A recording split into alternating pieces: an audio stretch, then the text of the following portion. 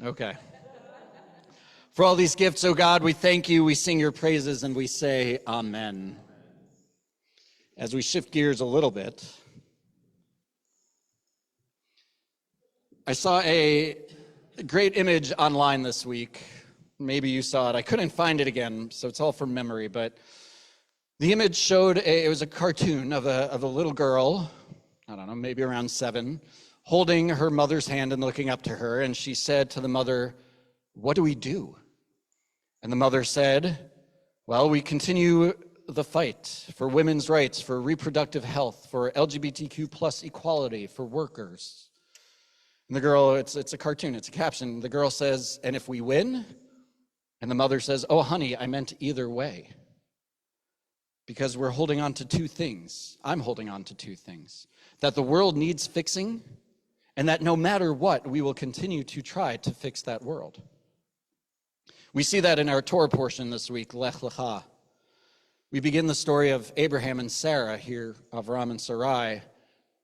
We've moved from the universal picture to the particular, from humanity to a family, to our family, Abraham and Sarah.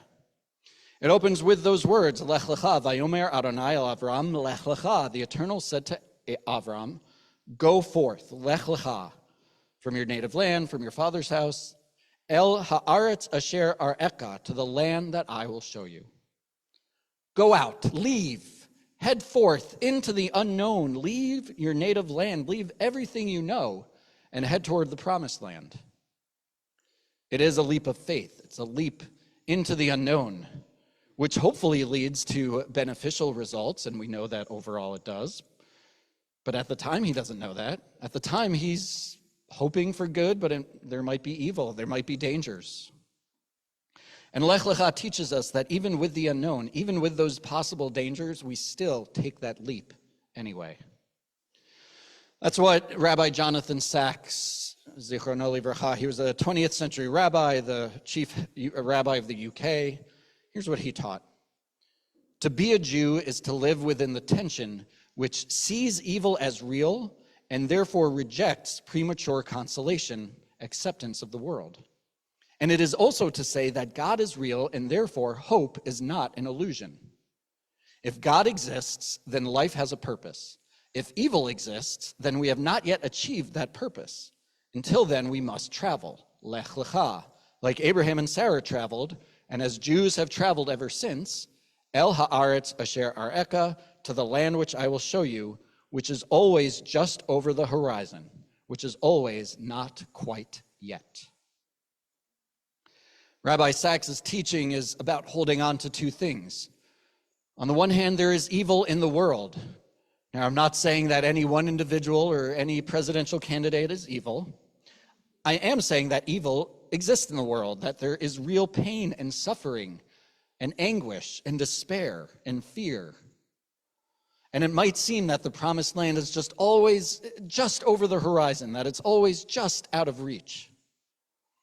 And yet to be a Jew, to be a part of the Jewish community, to be a part of this BJC community means that we continue to wrestle with that pain and despair and evil, and we continue to seek hope. We continue to fight for justice, even when it's just out of reach. The arc of the moral universe is long, Martin Luther King taught, but it bends towards justice. And his words, like Rabbi Sacks' words, still ring true today. And so like them, this week I've been holding on to two things. I've been holding on to many things, but in one way I've been holding on to two things. On the one hand, genuine fear. I know not everyone feels that way. Perhaps some here in this room voted for Trump or those online. And I too hope for the economy to improve and for peace in the Middle East.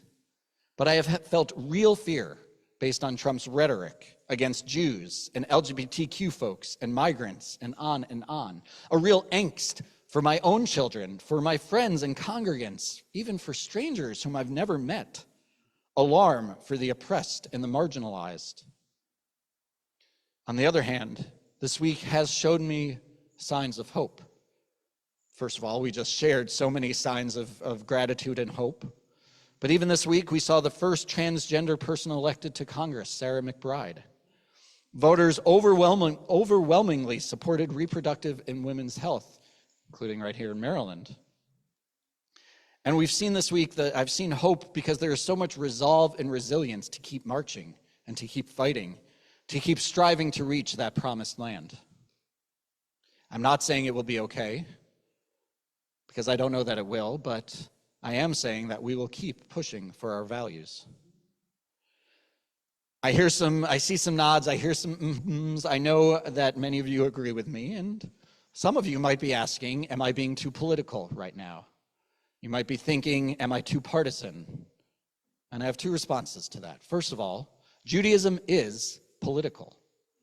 Aristotle, not Jewish, but in his treatise Politics, he discusses how politics literally means the matters concerning the city. And Rabbi Seth Limmer comments on this. He says, this is about being social. It's about how we treat other people, how we govern, how we relate. And so Rabbi Limmer says, is this not also what Torah is all about? Laws and covenants and relationships? The Torah in Judaism is political. Second, it is one thing to promote a candidate or party, which I cannot and will not do, but it is another thing to respond to actual rhetoric and actual actions. This is why I signed a recent letter to President Trump from the various arms of the reform movement. Now, I know we're not technically a reform congregation, but I am part of the reform rabbinate, and so I signed it. And by signing this letter to President Trump, I said that I will partner with him to advance the principles of democracy, justice, and commitment to rule of law, and that I will support any serious effort by your administration to combat anti-Semitism and to champion a strong U.S.-Israel relationship that fosters democracy and demands the rights and well-being of the Palestinian civilians. At the same time, the letter says, I will join in fierce opposition to any further efforts to eviscerate reproductive rights, to target the safety and rights of the LGBTQ+ community, to harm communities of color, or to undermine the health of our air, water, and land. I will join in the defense of security of immigrants and the right to claim asylum.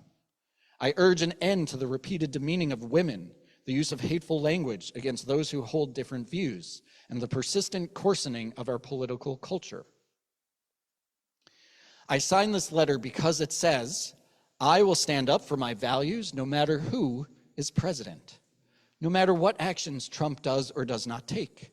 If he does the right thing, I'll applaud. And if he goes against my principles, I will push back. This is not about being Democrat or Republican, but about standing up for Jewish values, standing up for the values for which BJC stands, community and social justice, and embracing those who might look or pray differently than us, and yet they share our humanity. Just as the mother on that cartoon said, whether we win or lose, no matter who you voted for, we continue to fight for what we believe. We continue to travel toward the promised land. Many of us feel real pain right now. Others may feel relief or joy. Either way, this is a lech lecha moment, a moment to leap into the unknown.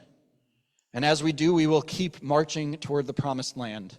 We will continue to fight for our values. We will continue to come together as a community of love and respect, whether we reach that promised land or not. Because as our sages teach, Lo alecha hamlacha ligmor, it is not upon us to finish the work, but neither are we free to desist from it. Let us not desist from marching toward the promised land, toward a future of love, compassion, dignity, and peace. I invite you to join me as we sing Lo alecha hamlacha ligmor on your handout, page 1.